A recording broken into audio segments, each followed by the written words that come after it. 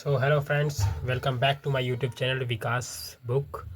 And आज इस session में हम देखेंगे कि वेक्टर क्या होता है। क्लास 11th का एक टॉपिक है और वेक्टर को बिल्कुल शुरुआत से समझते हैं। और तो वेक्टर को हम हिंदी में कहते हैं सदिश। तो पहले मैं आपको ये बता दूं, हिंदी में क्या कहते हैं वेक्टर को? सदिश। ठीक है। एंड सदिश vs अदिश। अभी अदिश क्या होता है भाई? सदिश का मतलब पहले मैं इस आपको डिफिनीशन दे देता हूँ इसकी कि सदिश और अदिश है क्या। बेसिकली इसमें दो चीज़ पढ़नी है और ज़्यादातर हम इसमें समझेंगे कि सदिश सदिश क्या होता है एंड सदिश को किस प्रकार से रिप्रेजेंट करते हैं, सदिश की परिभाषा क्या है, सदिश का यूज़ कहाँ कहाँ पर होता है। तो हम इस सेशन में आज थोड़ा बहुत देखेंगे एंड आगे का जो क्लास होगा उसमें हम समझेंगे कि सदिश के एप्लीकेशन क्या क्या है। ठीक है। तो पहले हम समझते हैं कि ये पहले हम समझते हैं अदिश क्या है। ठीक है। तो पहले हम एक छोटा सा टॉपिक उठा लेते हैं अदिश एंड इसके बारे में समझते हैं। अदिश नाम से ही लग रहा है कि इसमें क्या है, दिशा नहीं है, यानी केवल परिमाण है। परिमाण क्या होता है भाई? मैग्नीट्यूड। अगर आप इंग्लिश में कहें तो मैं इसे बोलूँ मैग्नीट्यूड, परिमाण। जिसमें केवल परिमाण, ओनली केवल मैग्नीट्यूड होता है, वही क्या कहलाता है? अदिश। जिसमें दिशा ना हो। तो वो क्या हो गया भाई? हमारा अदिश क्या हो गया? केवल क्या होता है? परिमाण होता है, केवल परिमाण, यानी मैग्नीट्यूड। क्या होता है भाई? मैग्नीट्यूड। एंड इसमें दिशा तो होती नहीं है। एंड अब बात कर लेते हैं सदिश की। जैसे मैं अगर आपको इसका एग्जांपल भी दे दूं तो एग्जांपल में आप समझ सकते हैं समय। क्योंकि जैसे अगर मैं आपको बता दूं उदाहरण के लिए, उदाहरण में आप लिख सकते हैं समय और ले सकते हैं चाल। ठीक है। समय क्या है कि अगर आपसे कोई पूछेगा समय कितना हो रहा है तो आप बस इतना बोलेंगे, मान लीजिए 12 बज रहे हैं तो आप बोलेंगे 12 बजे हैं, 12 PM। आपको क्या है, समय सिर्फ आपको नंबर्स में रिप्रेजेंट करने हैं। यहाँ आपको उसकी डायरेक्शन नहीं बताने की ज़रूरत पड़ रही है कि हाँ इस डायरेक्शन में 12 बज रहे हैं, इस डायरेक्शन में 12 बज रहे हैं, तो ये बताने की तो ज़रूरत है नहीं। और उसी प्रकार से चाल है। चाल क्या होता है? दूरी बटा समय होता है, यानी पर सेकंड में, यानी पर टाइम में जो हम दूरी तय करते हैं वही हमारी चाल कहलाती है। तो इसकी भी कोई डायरेक्शन नहीं होती, इसकी एग्जैक्ट वैल्यू होती है। ठीक है। तो ये हमारे अदिश के उदाहरण हो गए। अब समझते हैं सदिश क्या होते हैं भाई। सदिश समझ लेते हैं, जिसे इंग्लिश में क्या कहते हैं? वेक्टर। ओके। तो हमारे सदिश क्या है भाई? परिमाण तो होगा इसमें, क्योंकि सदिश यानी दिशा के साथ, अदिश मतलब बिना दिशा के। ठीक है। तो स्कालर हमारा अदिश हो गया एंड वेक्टर हमारा सदिश हो गया। ठीक है। तो हम इसकी डिफिनीशन क्या लिखेंगे? जिसमें परिमाण एवं दिशा दोनों होती है भाई, दोनों होती है।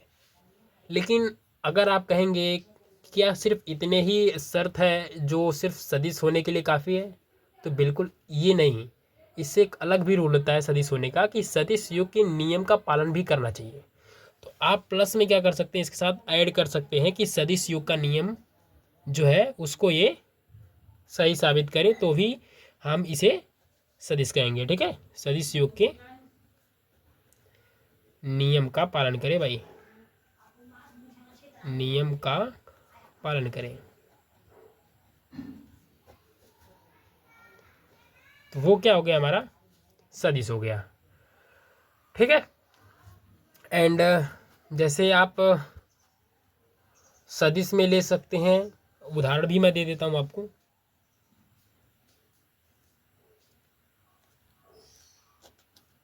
उदाहरण में आपका हो गया वेग, त्वरण एंड बल भी है भाई, बल भी है। ठीक है। तो ये हो गए हमारे सदिश के एग्जाम्पल। ठीक है। तो सदिश को समझ भी लेते हैं भाई। इसकी डिफिनीशन में क्या है, परिमाण और दिशा दोनों होते हैं और सदिश योग के नियम का पालन करता है।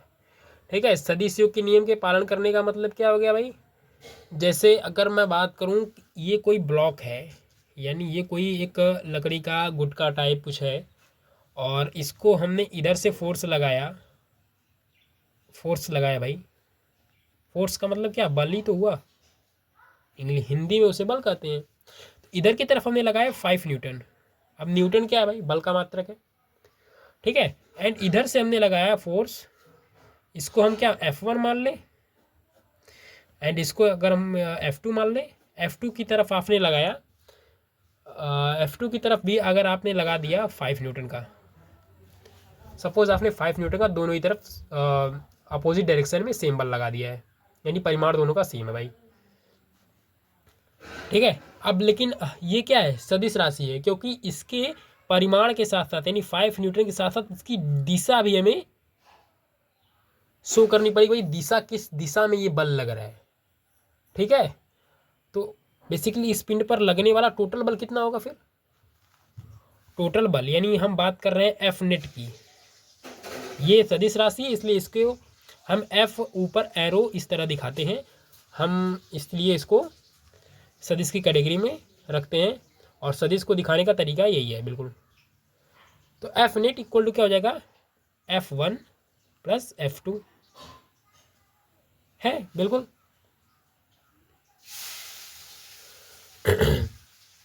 अब एडिशन कैसे होगा भाई, सदिश के एडिशन कैसे होते हैं, F नेट इक्वल टू, अगर आप इसको प्लस में ले रहे हैं तो आपको इसको माइनस में लेना पड़ेगा, क्योंकि दोनों ही अपोजिट डायरेक्शन के हैं।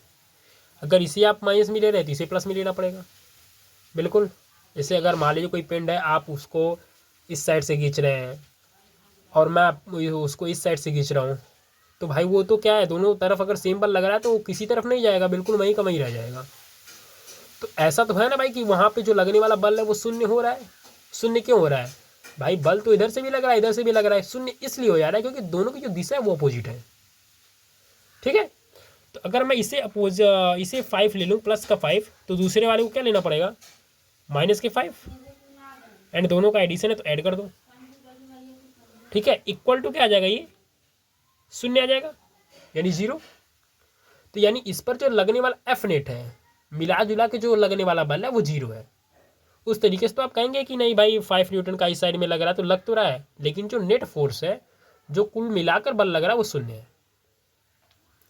ठीक है, तो सदिश योग के नियम का पालन यही होता है कि जो इसके जो नेट फोर्स है उनको दिशा के साथ ऐड करना, वही होता है सदिश योग का नियम।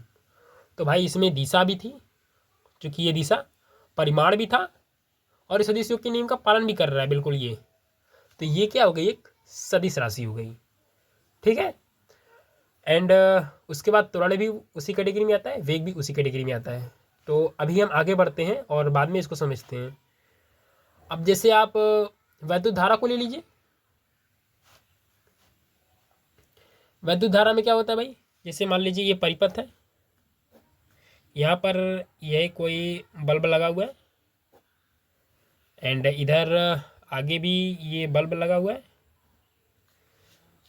ठीक है, और इधर से एक अन्य तार आकर के हमारा जुड़ जाता है इस पर।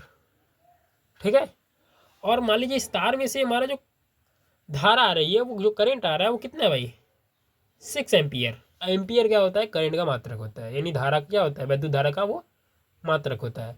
अब 6 न्यूटन का करंट जो आ रहा है, जो धारा आ रही है, उसमें क्या भाई 3 एम्पियर करंट इधर और 3 एम्पियर करंट इधर।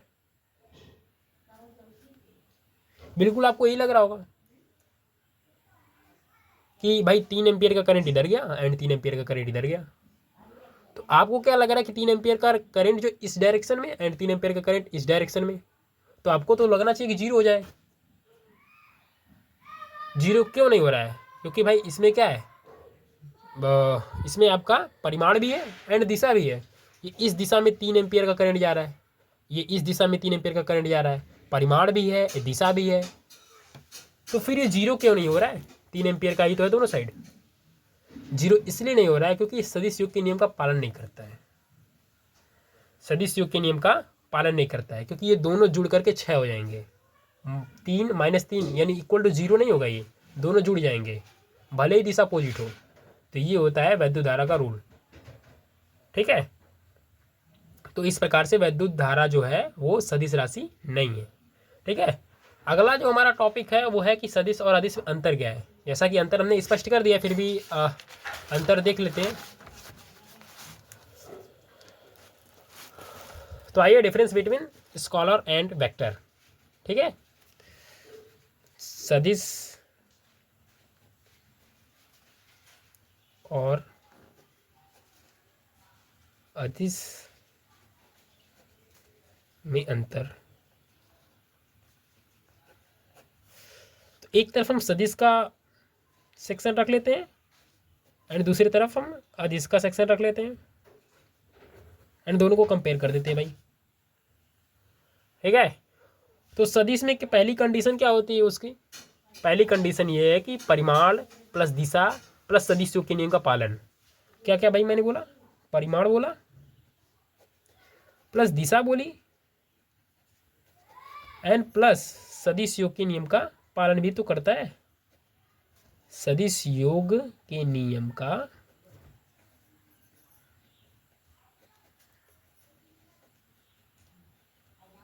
ठीक है।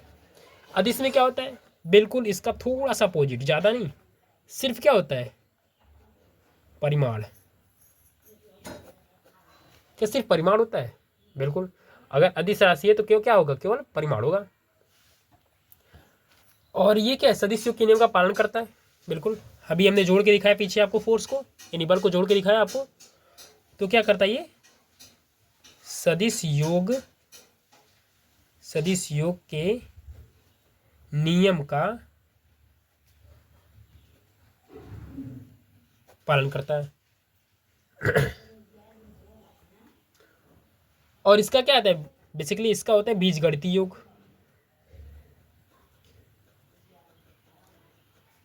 बीजगणितीय योग मतलब जैसे विद्युत धारा को अभी जोड़ा 3 एम्पियर का इस डायरेक्शन में, 3 एम्पियर का उस डायरेक्शन में, तो हो गया 3 + 3 = 6। ओके, तो बीजगणितीय सिंपल सा जो हम जोड़ते हैं वही योग यहाँ पर फॉलो होता है अदिश में। ठीक है, एग्जाम्पल इधर भी हम लिख देते हैं इसको, जैसे पीछे हमने लिख भी दिया था।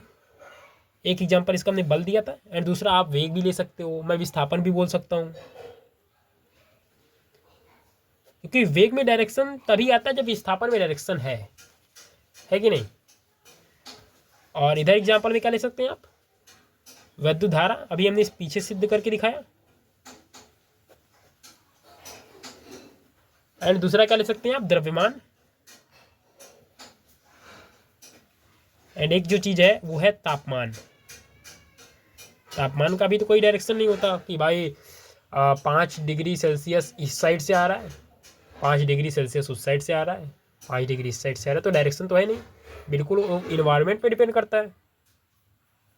ठीक है, तो ये हो गया हमारी एग्जाम्पल। ठीक है, राइटिंग के साथ आपको थोड़ा कॉम्प्रोमाइज़ करना पड़ जाएगा। एंड आगे बढ़ते हैं हम। सदिश को रिप्रेजेंट करने का तरीका मैंने बता दिया। सदिश को जैसे अगर आप फोर्स को आपको करना है रिप्रेजेंट, तो आप इस तरीके से उसके ऊपर एरो लगाकर करेंगे। एंड दूसरा तरीका एनसीईआरटी में आपको मिल जाएगा, दूसरा तरीका आपको एनसीईआरटी मिल जाएगा। इसको थोड़ा सा वो डार्क कर देगा। ठीक है, बिल्कुल थोड़ा सा गाढ़ा कर देगा जो भी चीज़ को लिखना रहेगा। एनसीईआरटी में एरो नहीं दिया गया। ठीक है, तो इस तरीके से हम वेक्टर यानी सदिश को दिखाते हैं। 2 तरीका है, दोनों तरीके आपको बिल्कुल लग जाएंगे। ठीक है, आगे बढ़ते हैं। अब जैसे मैं बात करूं कि अगर ये फोर्स है और फोर्स को मैंने सदिश रूप में इस तरीके से दिखाया, तो ये 2 चीज़ों से मिलकर बना है। एक तो क्या है इसमें, पहले दिशा है, और दूसरी चीज़ में क्या है? परिमाण है। तो आप परिमाण को इस तरीके से दिखाते हैं भाई, आपने ये सदिश लिखा एंड उसके ऊपर क्या लगा दिया? उसके साथ ये मॉड लगा दिया मॉड लगा दिया। एंड दूसरी चीज इसमें क्या है? इसका डायरेक्शन, तो मॉड नहीं रहेगा डायरेक्शन में। डायरेक्शन में सिर्फ एफ के ऊपर ये जो एरो जैसा दिख रहा है आपको वैसा कुछ लगाना पड़ेगा, ठीक है, टोपी टाइप की। तो एफ वेक्टर को दिखाने का तरीका क्या है, एफ वेक्टर का मॉड इनटू, ये इनटू है भाई, इनटू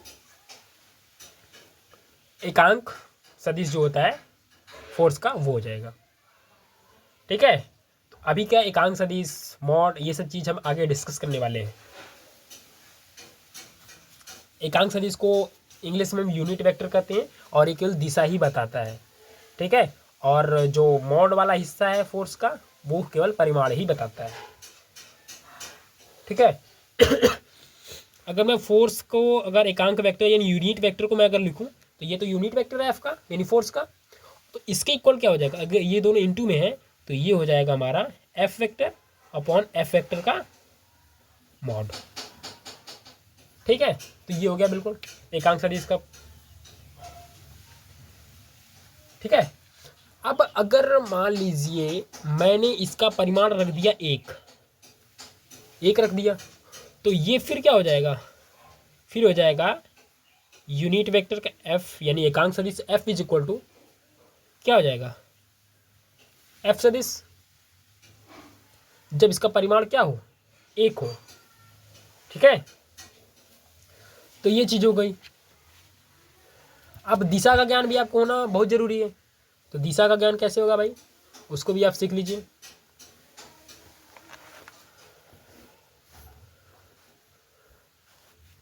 दिशा ज्ञान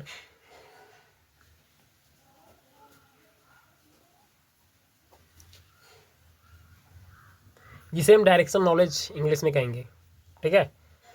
अब आते हैं, अब जैसे मैं इधर एक लाइन ड्रॉ करता हूँ एंड इस साइड से भी ड्रॉ करता हूँ जिसे क्षैतिज और ऊर्ध्वाधर रेखाएं कहते हैं।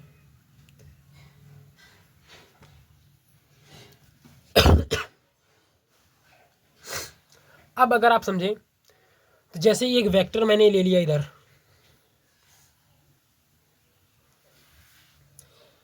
एक वेक्टर ले लिया मैंने इधर,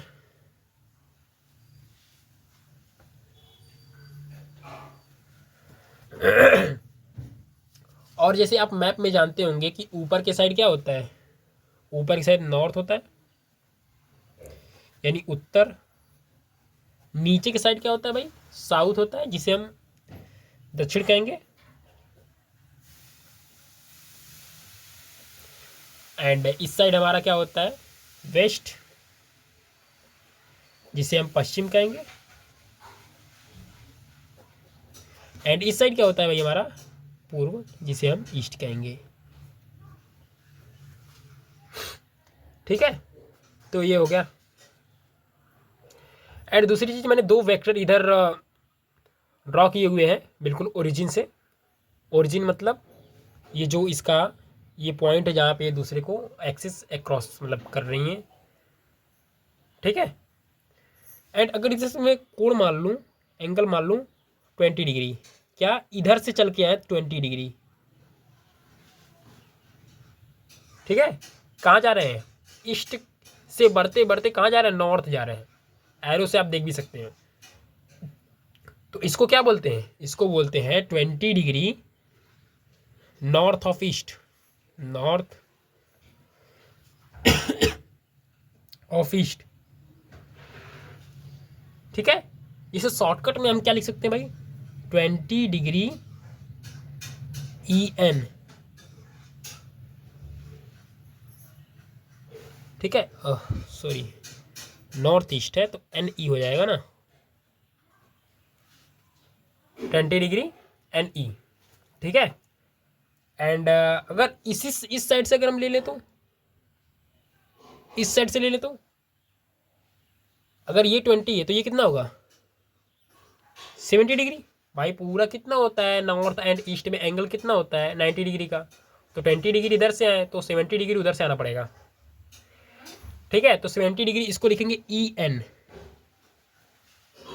east of north, east of north यानी नॉर्थ से ईस्ट जा रहे हैं, तो इस तरीके से लिखेंगे, ठीक है। उसी प्रकार से आप ईस्ट इस साइड ले लेंगे तो ये क्या हो गया 30 डिग्री, मान लीजिए। और इस साइड से आप क्या ले सकते हैं, क्या लेंगे आप 60 डिग्री, क्योंकि पूरा मिलाकर 90 डिग्री होता है।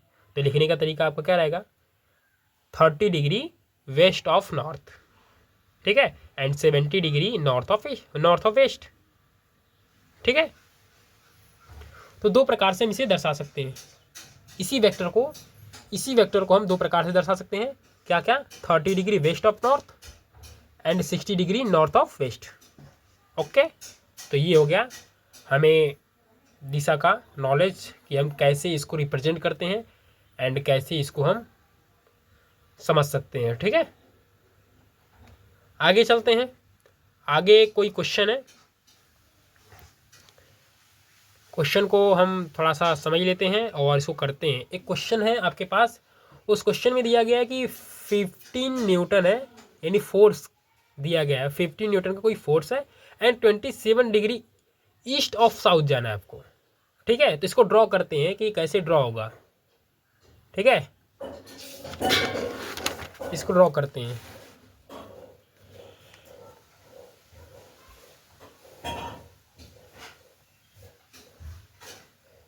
क्वेश्चन क्या आपके पास 15 न्यूटन का ये फोर्स है एंड 27 डिग्री हमें क्या दे रखा है ईस्ट ऑफ नॉर्थ दे रखा है भाई, ईस्ट ऑफ नॉर्थ दे रखा है, सॉरी साउथ दिया इसमें, साउथ दिया, गलती से नॉर्थ ही लिखा गया। तो ये हमें ड्रॉ करना है किसके ऊपर, ये जो डायरेक्शन का आपको दिया गया है उस डायरेक्शन में, जैसे ऊपर की साइड क्या होता है नॉर्थ, नीचे की साइड क्या होता है साउथ, एंड इस साइड वेस्ट, एंड इस साइड ईस्ट हो गया आपका। ठीक है भाई, तो ड्रॉ करते हैं इसको। पहले तो 5 न्यूटन, अब पहले हम ईस्ट ऑफ साउथ समझ लेते हैं कि ईस्ट ऑफ साउथ क्या है। ईस्ट ऑफ साउथ ये हो गया हमारा ईस्ट एंड ये हो गया south. East of south in south से कहाँ जा रहे हैं ईस्ट जा रहे हैं, साउथ से ईस्ट जा रहे हैं भाई। तो कितने डिग्री है 27 डिग्री है। कितना भाई, ये तो हो गया 15 न्यूटन, ये बिल्कुल परिमाण हो गया। जितना लंबा बनाएंगे आप इस एरो को, जितना लंबा बनाएंगे तो वो परिमाण को दिखाता है कि हाँ परिमाण कुछ ज़्यादा ही है, ठीक है। एंड एंगल दोनों के बीच में कितना है 27 डिग्री ऊपर दिया था। तो 27 डिग्री हम कहाँ जा रहे हैं भाई 27 डिग्री, ये क्या हो गया east of south, east of south, ठीक है भाई। तो इस प्रकार से हम ड्रॉ करेंगे, ठीक है। एंड आगे हम टॉपिक को बढ़ते हैं। ये तो हो गया बिल्कुल। इसमें एक दूसरा क्वेश्चन ही पूछा हुआ है कि 15 न्यूटन है 10 डिग्री वेस्ट ऑफ नॉर्थ जाना है आपको। वेस्ट ऑफ नॉर्थ क्या दिया, मैं लिख भी देता हूँ, इसे आप स्वयं करिएगा। पहला तो ये दिया था एंड दूसरा क्या दिया था, दूसरा दिया था वो परिमाण तो इसका सेम ही है, एंड ये दिया था 10 डिग्री वेस्ट ऑफ नॉर्थ दिया था, नॉर्थ, ठीक है। तो ये दूसरा क्वेश्चन था, इसको आप खुद करिएगा। एंड आगे का टॉपिक हमारा दिया है कि सदिश वेक्टर से संबंधित महत्वपूर्ण तथ्य। अब फैक्ट देखना है भाई क्या क्या फैक्ट हो सकते हैं वेक्टर में, तो इसको हम लिख ही देते हैं। पहला फैक्ट क्या है, वेक्टर से संबंधित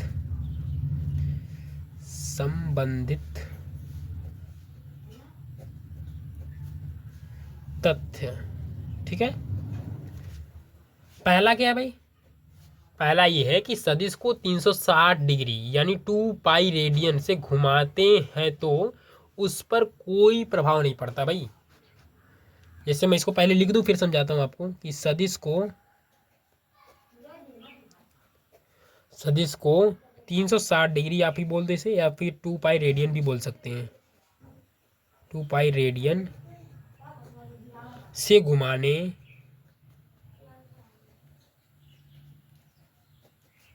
घुमाने पर इस पर क्या कोई प्रभाव नहीं पड़ता, इस पर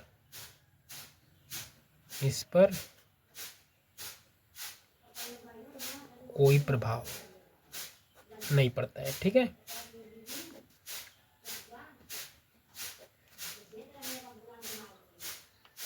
अब इसको समझ लेते हैं। जैसे ये एक वेक्टर है एंड वेक्टर को दर्शाने का तरीका मैंने आपको बता दिया, बिल्कुल एरो जैसा होता है। और इस वेक्टर को हम ए वेक्टर बोल देते हैं। एंड ए वेक्टर को अगर मैं घुमा करके पूरा घुमा करके लाऊं और फिर उसी डायरेक्शन में छोड़ दूं तो इस पर कोई प्रभाव नहीं पड़ेगा, बिकॉज इसकी डायरेक्शन तो सेम हो गई ना। आप इसको उसी डायरेक्शन से फिर घुमा करके उसी डायरेक्शन में ला दिए, तो ये क्या है, बिल्कुल एज इट इज जैसा का तैसा ही रहेगा। ठीक है, इसको रोटेट कितना किया आपने, 360 डिग्री। ठीक है, एंड दूसरा नियम क्या समझ लेते हैं। दूसरा नियम क्या है इसका, कि सदिश को उसके खुद के समांतर विस्थापित कर सकते हैं। ठीक है, अब इसको हम समांतर विस्थापन कहेंगे, जिसे पैरेलल शिफ्ट भी कहते हैं। तो पहले इसको लिख देते हैं कि सदिश को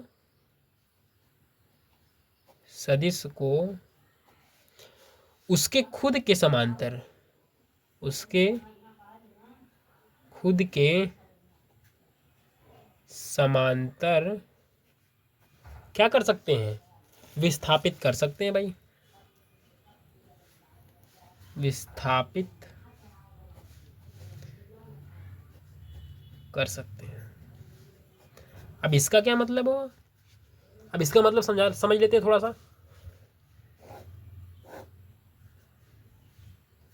ठीक है, जैसे क्वाड्रेंट दिया गया है एक्स एक्सिस वाई एक्सिस का। ठीक है, ये एक्स एक्सिस हो गया, ये वाई एक्सिस हो गया, सॉरी एक्स एक्सिस, ये वाई एक्सिस हो गया। ठीक है, जैसे मैं एक सदिश लेता हूँ इस पर, इस डायरेक्शन में, इसको हम ए सदिश बोल देते हैं। एंड इसको अगर मैं सदिश मान लूँ, इस पेन को सदिश मान लूँ, तो इसको आप इसी के समांतर जहाँ मन तहाँ घुमा करके ले जा सकते हैं।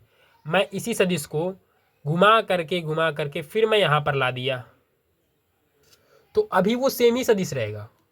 अभी मैं इसको घुमा करके ला करके मैं ऐसे ही कर दिया, इसके समांतर ही, इसकी डायरेक्शन नहीं चेंज करनी है। इसकी डायरेक्शन आप चेंज करेंगे तो फिर तो दिक्कत ही है, लेकिन इसके पैरेलली अगर हम इसको घुमा करके कहीं शिफ्ट कर रहे हैं तो बिल्कुल इसके मान में कोई चेंज नहीं आएगा, तो अभी भी ये ए ही वेक्टर रहेगा। ठीक है, तो पैरेलली इसको शिफ्ट कर सकते हैं। अगर मान लीजिए पहले आपने इसके साथ कोण बनाया 30 डिग्री, फिर भी शिफ्ट करने के बाद आपने इसके साथ कोण मैनेज किया 30 डिग्री, तो नो चेंज, कोई बदलाव नहीं आएगा, बिल्कुल पहले का जैसा ही रहेगा, पहले जैसा रहेगा। ठीक है, तो घुमा सकते हैं। और तीसरा नियम क्या है, कि दो सदिशों के बीच कोण सदैव छोटा वाला लिया जाता है तथा कोण तब देखा जाता है जब उनकी पूंछ से पूंछ मिली हुई हो। ठीक है, तो पहले इसको हम लिख देते हैं कि दो सदिशों के बीच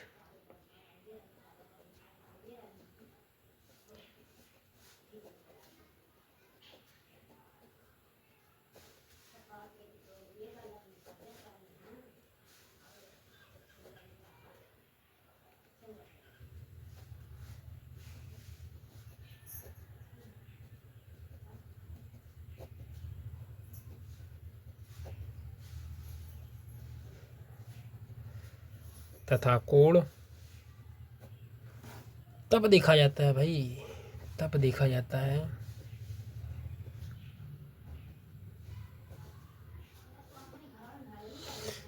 जब उनकी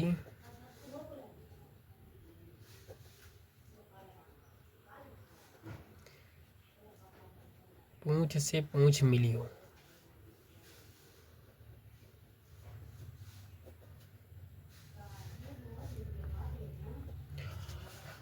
ठीक है, इसको भी समझ लेते हैं। जैसे एक वेक्टर लिया मैंने इस डायरेक्शन में, एंड शायद आपको दिख नहीं रहा होगा,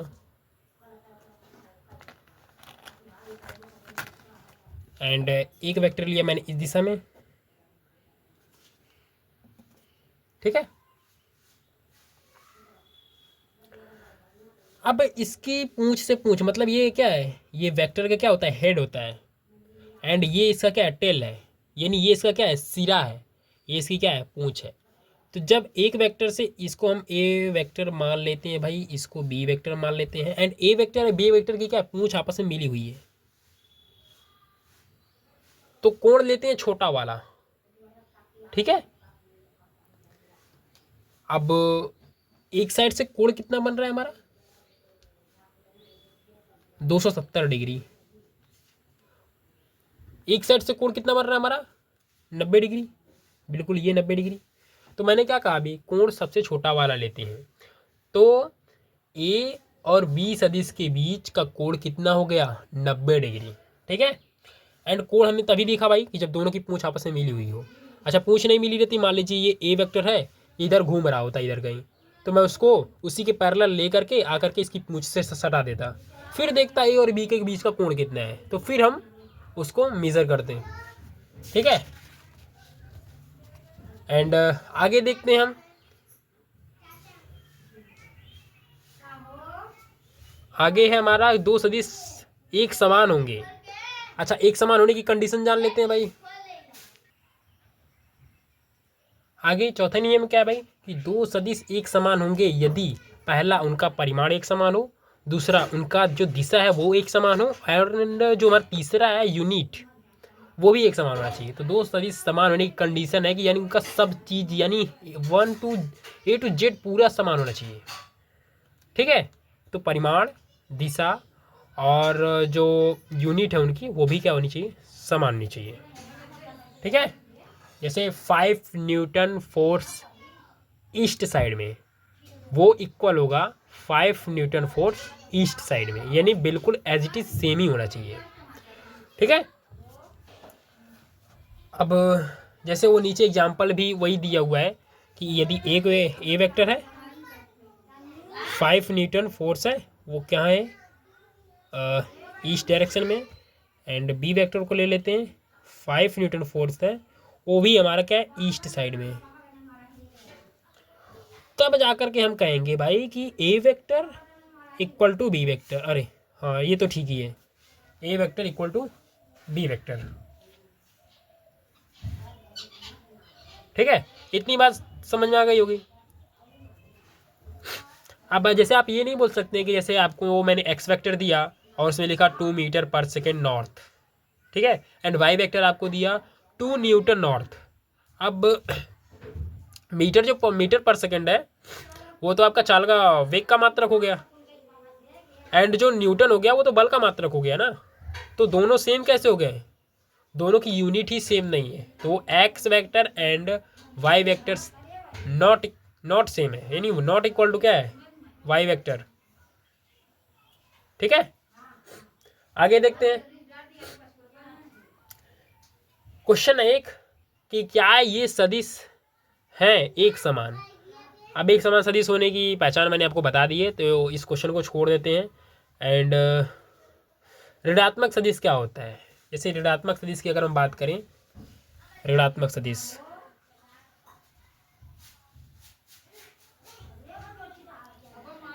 ऋणात्मक सदिश,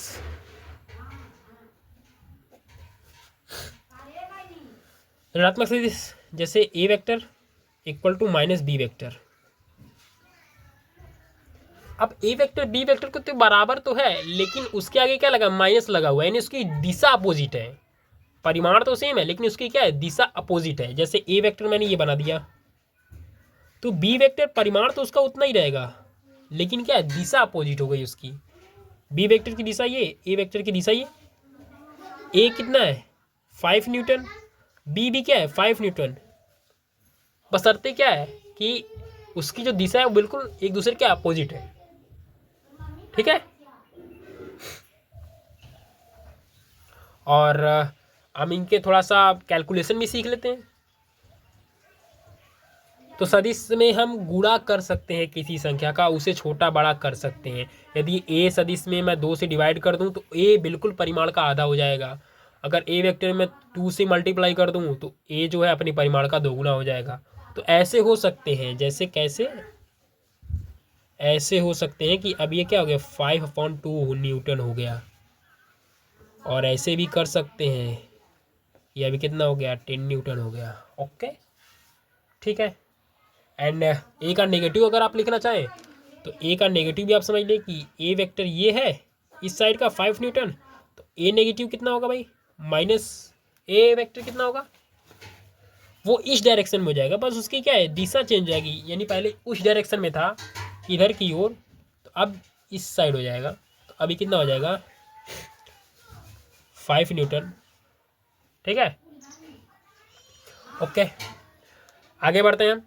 आगे एक क्वेश्चन दिया हुआ है, क्वेश्चन में क्या बोल रहा है कि यदि A vector equal to 2 metre east and B vector is equal to 2 metre west, तो क्या A vector equal to minus B vector होगा क्या। तो बिल्कुल आप जानते हैं ईस्ट और वेस्ट आपस में अपोजिट डायरेक्शन से होती हैं, तो 2 मीटर हमारा ईस्ट में चल रहा है एंड 2 मीटर वेस्ट में चल रहा है, एंड हमसे कंडीशन रख दिया क्या A vector equal to minus B vector होगा क्या। जैसे मैं आपको बात बोल दूं कि ए वेक्टर उसने दे रखा है 2 metre east and B vector equal to बोल रखा है 2 मीटर वेस्ट, तो हमने वो बोल रखा है, वो कहना ये चाह रहा है कि क्या बताइए A vector equal to minus B vector होगा क्या। तो बिल्कुल ये चीज़ें तो सेम है, क्योंकि ये क्या है परिमाण दोनों का सेम है, दिशा अपोजिट है, तो मैंने बताया जब दिशा एक दूसरे का अपोजिट रहती है तो ये बिल्कुल कंडीशन फॉलो करती है। ठीक है, तो ये क्वेश्चन में दिया हुआ है, ये पूछा है हमसे, तो ये क्वेश्चन सॉल्व हो गया बिल्कुल। आगे क्वेश्चन दे रखा है A vector is equal to 3 metre east and B vector equal to 6 metre west, तो बोल रहा है क्या A vector equal to minus B vector होगा क्या। तो बिल्कुल नहीं होगा भाई। जैसे मैं क्वेश्चन आपके सामने लिख दूं कि 3 metre east and B vector equal to क्या होगा 6 मीटर वेस्ट। ठीक है, तो दो चीज़ हमें फॉलो कर रही है। देखिए उसमें पूछा क्या है ए वेक्टर इक्वल टू क्या माइनस बी वेक्टर होगा क्या, तो ये चीज़ बिल्कुल गलत है, क्योंकि आप इस डायरेक्शन को तो देख रहे हैं अपोजिट है, लेकिन ये जो परिमाण है वो बिल्कुल सेम नहीं है। ठीक है, तो ये बराबर नहीं होगा। एंड अब समझ लेते हैं समांतर सदिश और प्रति समांतर सदिश क्या होता है। टॉपिक है हमारा आगे का समांतर सदिश एवं प्रति समांतर सदिश। ठीक है,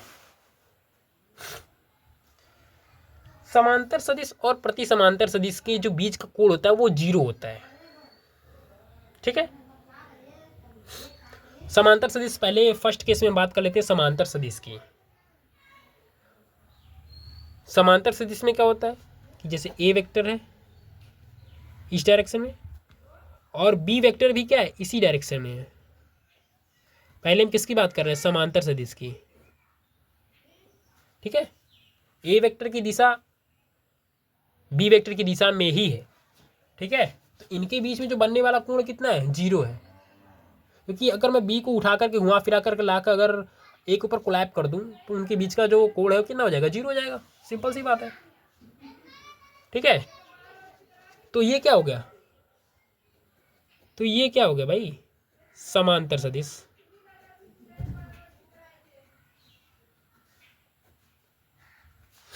प्रति समांतर सदिश की बात करते हैं दूसरे नंबर पर, इसकी बात कर रहे हैं हम। जैसे ए वेक्टर है इस दिशा में और बी वेक्टर हो गया बिल्कुल opposite, just opposite B vector, इनके बीच का जो कोण बनने वाला, अगर मैं बी वेक्टर को उठाकर ला करके इसके पूंछ से मिला दूं तो बी वेक्टर की डायरेक्शन इस साइड होगी, तो वो कितना कोण हो जाएगा 180 डिग्री।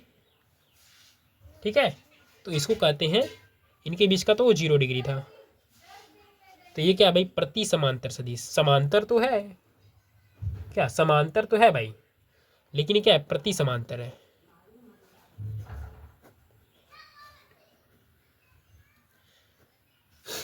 ठीक है, तो इस तरीके से हम इसको समझ सकते हैं। असंरेखीय सदिश क्या है, संरेखीय सदिश को भी समझ लेते हैं।